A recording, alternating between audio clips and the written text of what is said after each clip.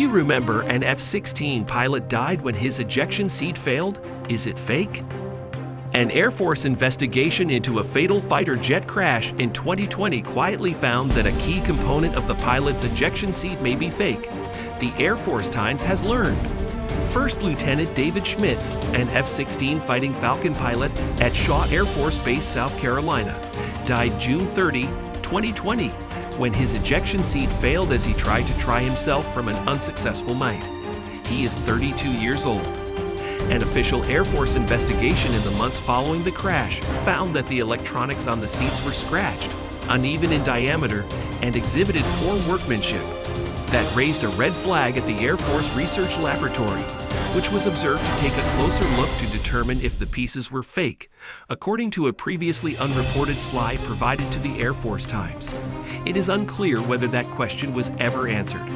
While the Air Force suspects the seat parts are fake, it hides the information in a non-public section of its crash investigation report. The details were revealed in a federal civil lawsuit filed by Schmitz's widow, Valerie, who sued 3 protection companies for negligence and misleading the Air Force about the safety of their products. What the military is doing is fundamentally dangerous, plaintiff's attorney Jim Brachel said Tuesday. If you're going to engage in that kind of activity, you want to do it with equipment that's going to work. Case in U.S. District Court in South Carolina targeting F-16 manufacturer Lockheed Martin. Collins Aerospace, which makes the ACEist high ejection seats installed on aircraft throughout the Air Force.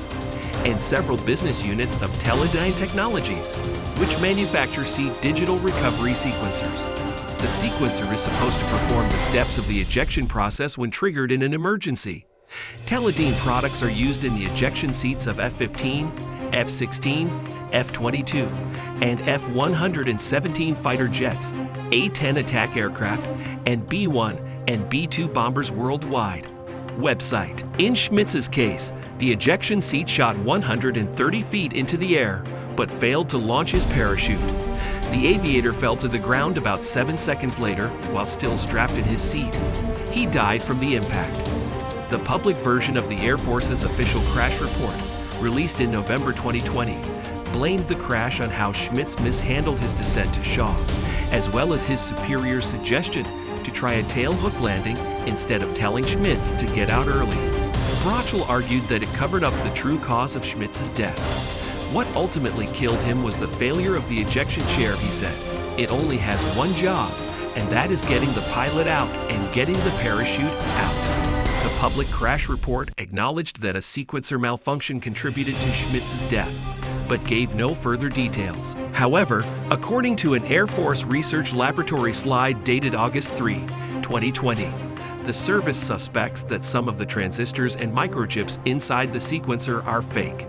Valerie's legal team obtained the slides through a Freedom of Information Act request. The 6 transistors have no conformal coating, are heavily gouged, have curved scratch marks, are considered obsolete, and suspected to be counterfeit, the complaint said. Capacitors that may be damaged when handlebar partially detached. Suppliers Atmel, Analog Devices, and Silicon-X are supplying potentially counterfeit transistors, memory chips, and accelerometer chips, according to an Air Force slide. The lab also found signs that Teledyne had destroyed evidence related to the case, the lawsuit said. Teledyne appears to have replaced 5 microchips on the sequencer before sending it to the lab.